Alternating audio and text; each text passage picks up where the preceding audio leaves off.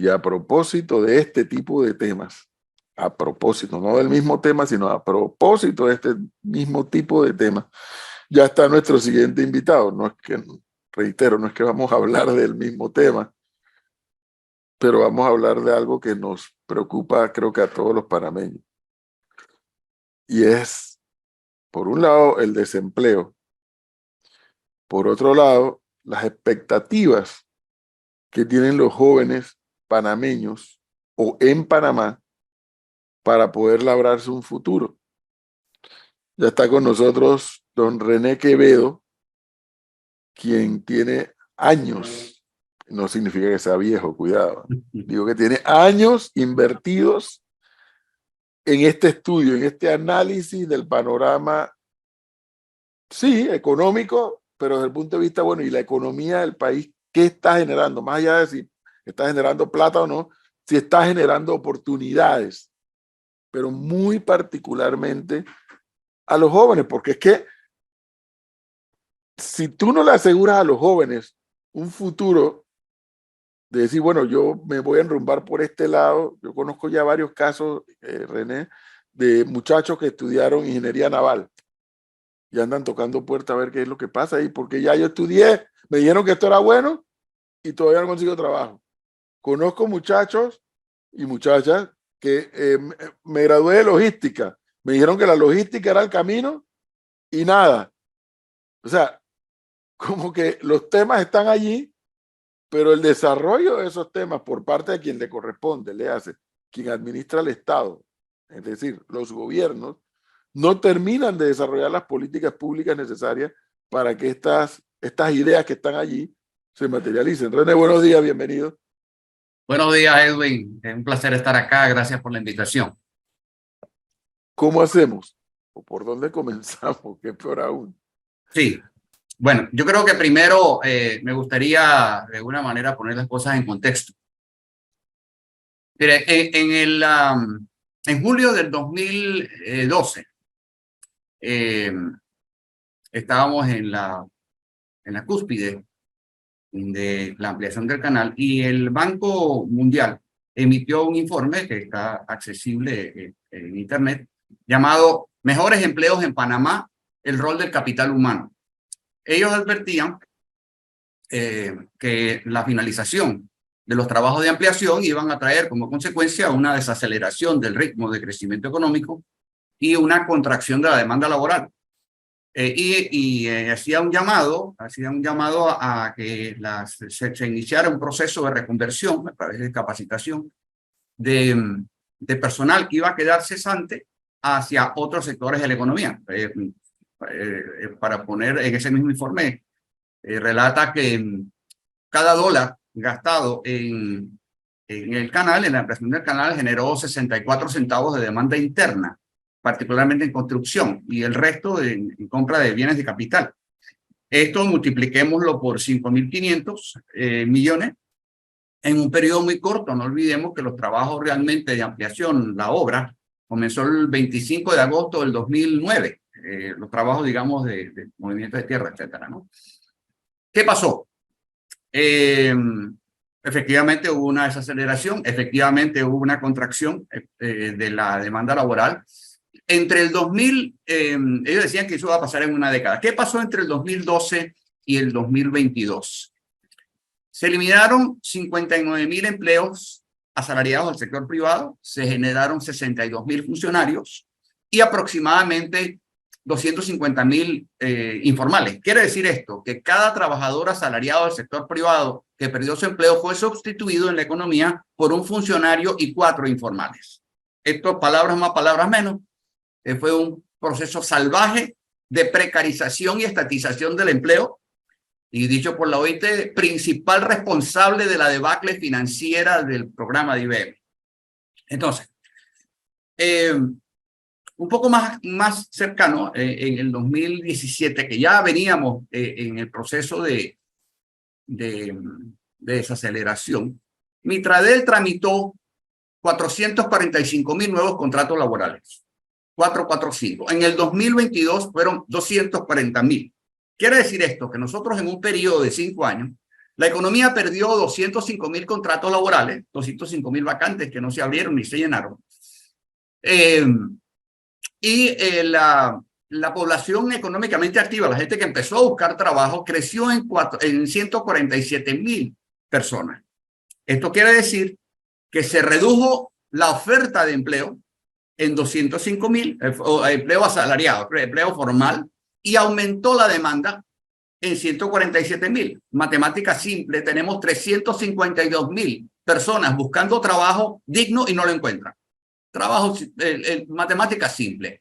En ese periodo de tiempo, nosotros pasamos de generar 1.900 informales por mes a más de 10.000, ¿ok? Según la Contraloría. Y el número de ninis de 15 a 29 años aumentó en 56%. Hoy los jóvenes son 24% de los trabajadores del país y 54% de los desocupados.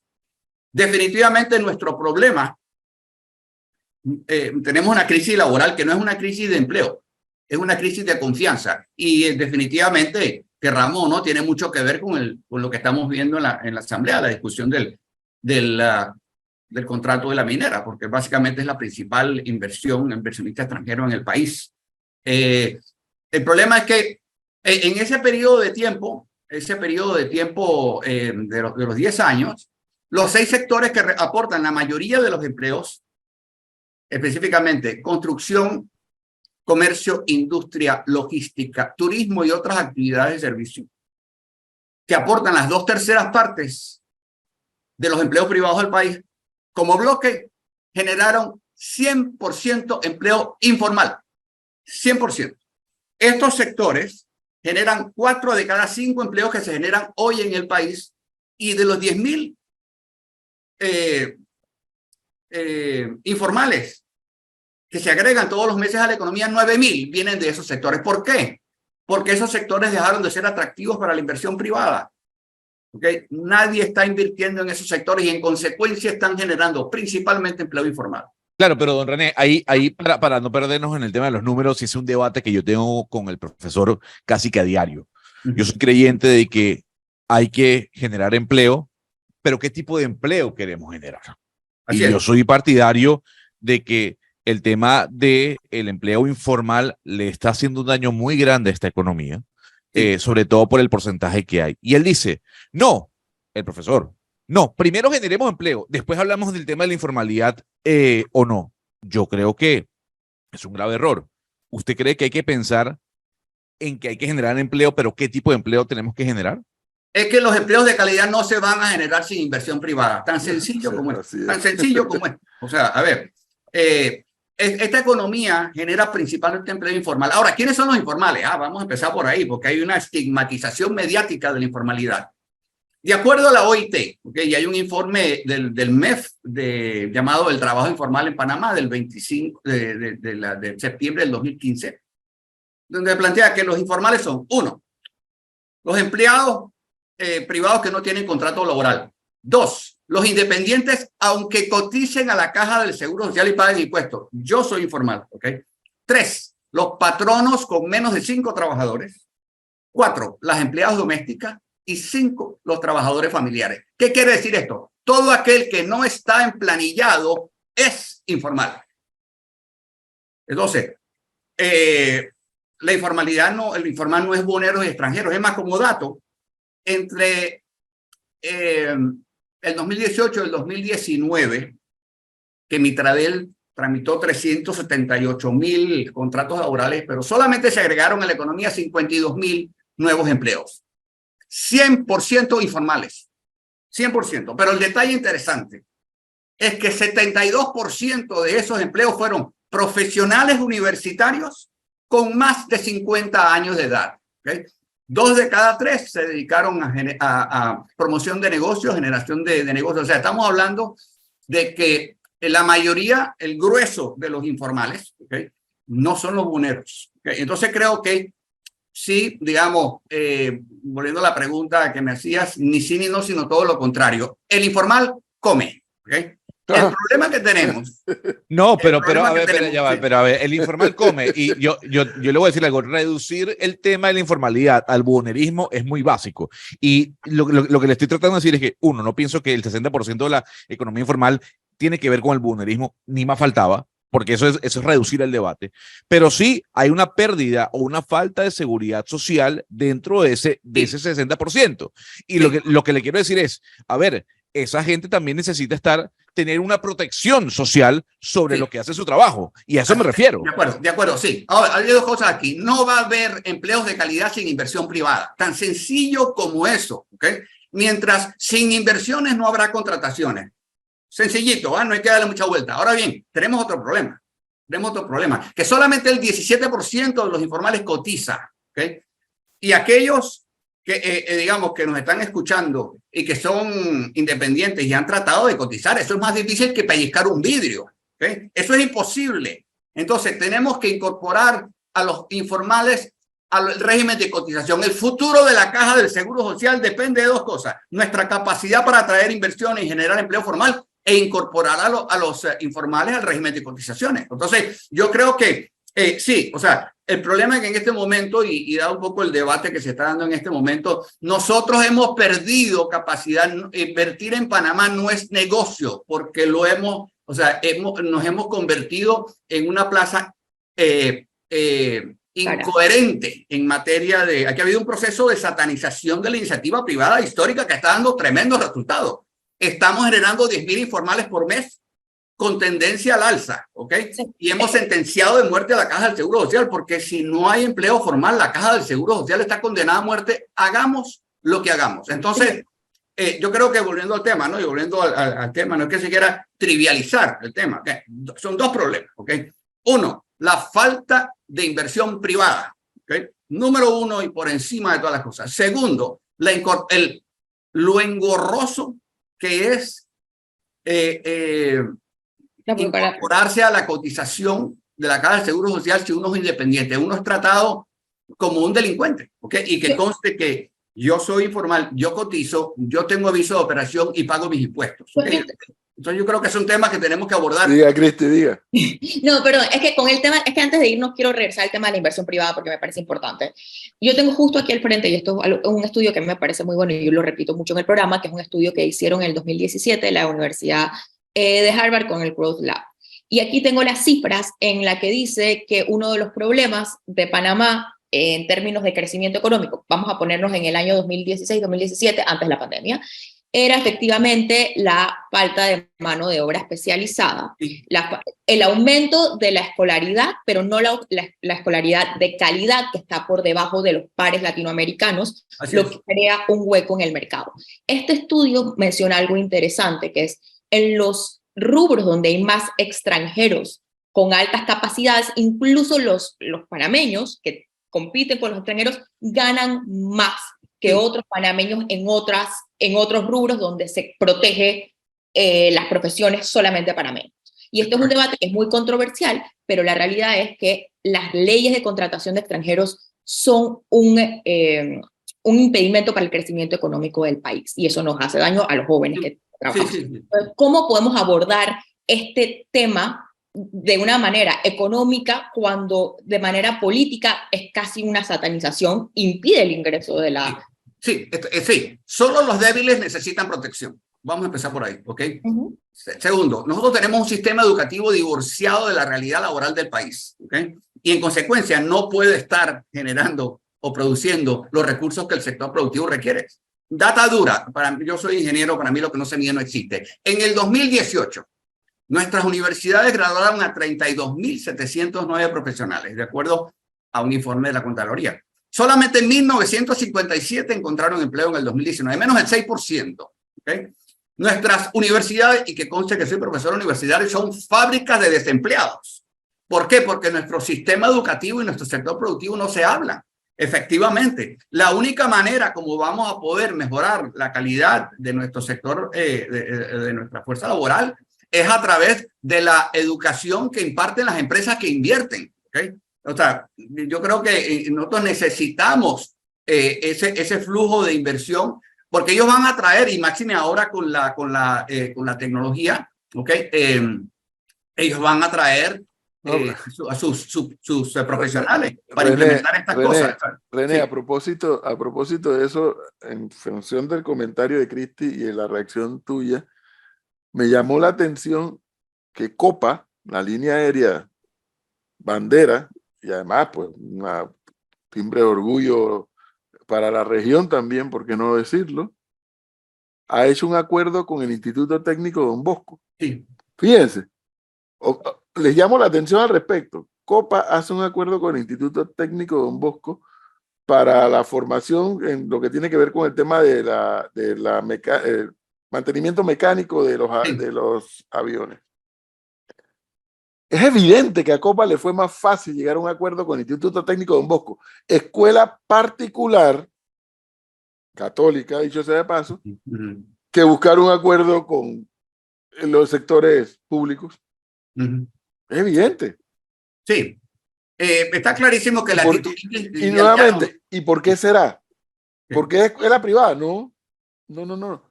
Porque es que en el Instituto Técnico Don Bosco con seguridad hay mucho más supervisión de qué se hace, cómo se hace y por qué se hace. Y el futuro es la educación técnica, o sea, carreras cortas con rápida inserción laboral, ¿ok? O sea, a ver, insisto, volvemos al tema, ¿no? O sea, nuestro sistema educativo está divorciado de la realidad laboral del país, o sea, porque nuestro sector productivo y nuestro sistema educativo no se hablan. Mal puedo saber lo que usted necesita si yo no le hablo, ¿ok? Entonces, y efectivamente, nosotros necesitamos ese flujo. Albert Einstein jamás hubiera podido enseñar aquí, ¿ok? O sea, ni trabajar aquí. Entonces yo creo que volvemos al tema, o sea, necesitamos ese flujo. Ese flujo es un impedimento. Veamos lo que está pasando en Costa Rica, ¿ok? Costa Rica está atrayendo a la inversión extranjera fundamentalmente por la formación de su capital humano, de sus recursos humanos, cosas que no ha sido nuestro caso, ¿ok? Y hoy Costa Rica, proporcional a su PIB, ¿okay?, a su economía, es el país que más inversión extranjera trae en el mundo. Entonces, definitivamente es un tema que tenemos que abordar. Tenemos que, yo sí creo que tiene que haber una apertura. Y de hecho, insisto, los buenos salarios van a estar donde haya las inversiones. Sencillito. Los buenos empleos van a estar donde haya las inversiones. Sencillito. La capacitación técnica va a estar donde hayan las inversiones. ¿Por qué? Porque, como dije antes, los empleos del futuro que se están dando, ¿okay?, no van a ser los históricos, ¿okay? Se acabó la era del cemento, ¿okay? Nosotros tenemos una economía donde el 70% de los empleos son presenciales, ¿okay? Se ha creado una cultura últimamente en que muchas personas aspiran a llegar al gobierno para vivir de un empleo público, vivir del Estado y con eso tener un salario alto para ellos, por un lado. Y por el otro, aquellas figuras, personas que le podrían servir a un presidente como ministro, como secretario o como figura de gobierno para poder ayudarlo a llevar adelante el país, y me refiero a cualquier presidente, no estoy poniendo nombres, no quisieran entrar al gobierno porque los salarios que se les pagarían en esos cargos serían menores a los que podrían ganar en la empresa privada. Sí. Entonces, ¿cómo se combate ese tema? Porque por un lado tenemos gente que no se prepara y aspira a llegar a un cargo público para vivir, y por el otro aquellos que sí se prepararon y que tienen una experiencia recorrida no van porque no van a ganar lo mismo que ganarían en la empresa privada. Sí, miren, como dije antes, 70% de los empleos en Panamá son presenciales, y Panamá adoptó las políticas de restricción de movilidad más severas de toda Latinoamérica, y en consecuencia pagamos el precio socioeconómico más alto, que incluyó la cuarta peor contracción económica en el mundo, ¿okay?, y perdimos 407,000 empleos asalariados del sector privado entre el 2020 y el 2021. Pero en el 2020 nosotros perdimos 364,000 empleos asalariados del sector privado. Eso es 42% de los empleos asalariados que había a agosto del 2019. A otros 284,000, otro 32%, se les suspendió su contrato. Quiere decir que en el primer año de pandemia, 2020, 3 de cada 4 empleos asalariados formales del sector privado desaparecieron o fueron suspendidos. 3 de 4. Pero para poner las cosas en perspectiva, México, con 126 millones de habitantes y 55.5 millones de empleos, perdió en el 2020 647,000 empleos formales. Nosotros, con 30 veces menos población y 33 veces menos empleo, perdimos 364. Es decir, más de la mitad de los empleos formales que perdió México. ¿Okay? Eso es una masacre, ¿okay? De la cual no nos hemos recuperado. ¿Okay? ¿Por qué? Porque, insisto, ese proceso, independientemente de que se hicieron las decisiones del gobierno de restringir la movilidad de manera tan severa, le pegó un impacto muy fuerte a la sala de máquinas de la confianza en el país. Entonces, y en consecuencia de generación de empleo. Entonces, en este momento nosotros tenemos que entender qué es lo que está ocurriendo efectivamente. Mire, las 3/4 partes de quienes perdieron sus empleos, ¿okay? Hacer una economía altamente presencial, tenían 11 o menos años de escolaridad y ganaban $750 o menos. ¿Okay? Eso es perfectamente verificable por la Contraloría. ¿Qué quiere decir esto? Que tenemos un altísimo nivel de desempleo en gentes con debilidades educativas. Por eso es que todavía tenemos 150 y tantas mil personas recibiendo la pala digital porque no encuentran empleo. Entonces, entonces tenemos el problema. Y la economía está generando empleo. ¿Okay? Hoy yo chequeé en estascontratado.com, y valga la propaganda, y encontrarán 170, 160 vacantes abiertas de programadores, ¿ok? O sea, la economía se está moviendo hacia una economía de conocimiento, menos presencialidad. Señor Quevedo, con ese tema de dónde se está moviendo la economía en general, la economía del mundo, no solamente la panameña. Sí. Aquí tengo otro índice, que es el índice de complejidad económica, que es un índice que hace la Universidad también de Harvard, donde explican es la aglomeración de conocimiento, que las economías aglomeran conocimiento y tienen capacidad de producir cosas de valor, llámese servicios de valor, productos de valor, dependiendo del modelo de cada economía. Entre el 2011 y el 2021, los países que más aumentaron en este índice fueron Laos, Camboya, República Dominicana y Filipinas. Los que más retrocedieron en el índice de complejidad económica, Panamá número 1. Brasil, Cuba, Ghana y Panamá de número 1. ¿Esto a qué se debe? ¿Por qué nos estamos quedando tan atrás de países, por ejemplo, como República Dominicana? Sí, a ver, el tema lo conozco bastante bien. Hausman fue el que hizo esto. Tenemos un efecto parcial del impacto de las exportaciones mineras sobre la cesta exportadora. Primero, ¿no? En ese periodo de tiempo que estamos hablando de 2016-2021, que evalúa el informe, nosotros pasamos de generar 0 cobre a prácticamente el 70 y tanto % de la cesta exportadora de cobre, ¿ok? Eso tiene un efecto, digamos, parcial.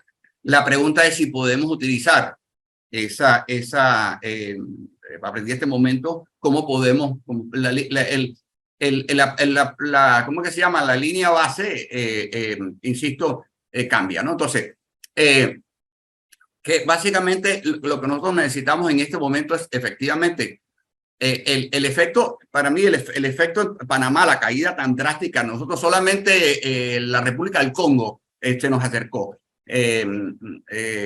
Fueron los segundos, nosotros fuimos los primeros. ¿Okay? República Dominicana ha estado diversificando su oferta exportable. Ya no solamente están trayendo mucho turismo, sino ellos tienen una actividad minera, tienen la mayor mina de oro del mundo. Están trabajando, compitiendo fuertemente con Costa Rica para atraer plantas, lo que llaman el nearshoring, sobre todo temas de artefactos médicos. ¿Okay? O sea, ellos están diversificándose. ¿Qué es lo que tenemos que hacer nosotros? O sea, nosotros obviamente se está hablando de ese acuerdo con el gobierno norteamericano para los chips. Perdonen, pero si no resolvemos el tema minera, disculpen, pero eso es un sueño de opio. Don René, sí. Yo le quería preguntar si toda esta información que usted maneja, información tan valiosa, la han tenido o este gobierno o los anteriores. Yo pregunto como para saber ¿por qué no planifican en base a toda esa información o es que no la tienen? Por supuesto, yo repito lo que el gobierno dice y me gano problemas con todos los gobiernos, ¿no? Porque no llegamos a las mismas conclusiones. Sí, claro, por supuesto, yo he sido bastante activo en los medios, yo creo que hay que hacer docencia. Es decir, yo creo que hay mucha gente, necesitamos más cuentas y menos cuentos, ¿ok? Aquí nos es mucho más fácil culpar que resolver, particularmente problemas que no entendemos. Entonces, yo periódicamente estoy tratando de hacer algo de docencia en ese sentido, pero insisto, yo no espero que me aplaudan, ni mucho menos. Mire, aquí me dice un oyente, escuchándolo, dice, en conclusión, el primer paso, generar el ambiente necesario para que se den las inversiones necesarias. El Estado no invierte, solo gasta. Por ende, cada vez somos un país menos competitivo y más improductivo. La política de la mal llamada paz social nos está enterrando como país de atracción de capitales. Miremos a Costa Rica, el brutal, el porcentaje de inversiones que miramos o miraron Panamá primero y al ver las condiciones optaron por radicar sus inversiones con los vecinos. ¿Es así, don René? Sí, René, antes de que respondas eso, hay un hecho que es muy puntual, porque oigo hablar de Costa Rica a menudo y Cristi y René Quevedo han mencionado República Dominicana varias veces. En esos dos países, que son países con los que tenemos afinidad, con los que en el caso de Dominicana hasta nos parecemos en algunas cosas, Costa Rica nuestro vecino, se nos está olvidando algo, René. En esos dos países hay continuidad de gobierno a gobierno, sea del partido A, del partido B, del partido C. O sea, Costa Rica en el tema de turismo nos lleva 30 años por delante, porque Costa Rica ha sido consistente en el tema del turismo, ha sido consistente en el tema del medio ambiente. Entonces, gobierno a gobierno cambiará con algunos énfasis en una cosa o en otra, pero no varía la estrategia. Dominicana ni hablar, Dominicana no tenía ni electricidad, por amor a Dios, ni electricidad. Pero resulta que ahora han resuelto ese problema y otros más, tanto así, nos dice René Quevedo, que están ahora diversificando su economía. Aquí en Panamá lo que tenemos es la desgracia de que cada 5 años hay que borrar todo lo que se hizo y comenzar de cero. Así un país serio no puede avanzar así. No, correcto. Sí, por ejemplo, qué bueno que tocaste el tema turismo, ¿no? Se habla en el debate minero de que no hay que desarrollar la minería porque somos un país turístico. Miren, 62% de los empleos en el turismo son informales. Hace 10 años era 25%. Quiere decir esto, que la desconfianza de los inversionistas en el sector turístico panameño ha aumentado dramáticamente, ¿ok? De hecho, no lo ha podido hacer ni Costa Rica.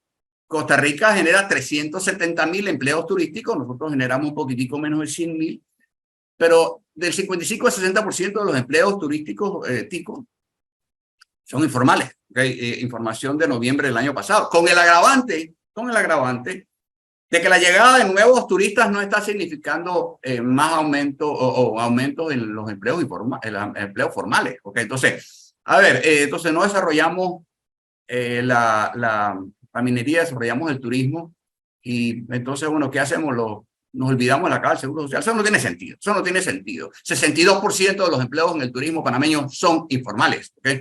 De hecho, de los 102,000 empleos que crearon, que es la última información que tenemos laboral, que es de abril del año pasado, porque no habrá otro informe laboral hasta el 30 de octubre, de los 102,000 empleos que se crearon entre 2021 y 2022, solamente 2.500 fueron en el sector turístico. De esos, 11 fueron los dueños o gerentes, 11 fueron gente de servicio al cliente y el resto, 78, ¿okay? Fueron mano de obra no calificada con escolaridad de 9 años o menos. Primer ciclo. ¿Okay? Ese es el tipo de empleo que queremos y que vamos a salvar la caja del Seguro Social con esto. Yo creo que entonces hay que aterrizar. Los hechos convencen, las opiniones confunden. Lo que no se mide no existe. ¿Okay? Entonces, creo que tenemos que aterrizar. ¿Okay? En este momento, nosotros éramos destino favorito o uno de los destinos favoritos de la inversión extranjera hace 10 años. ¿Okay? Una década y una pandemia después, algo cambió.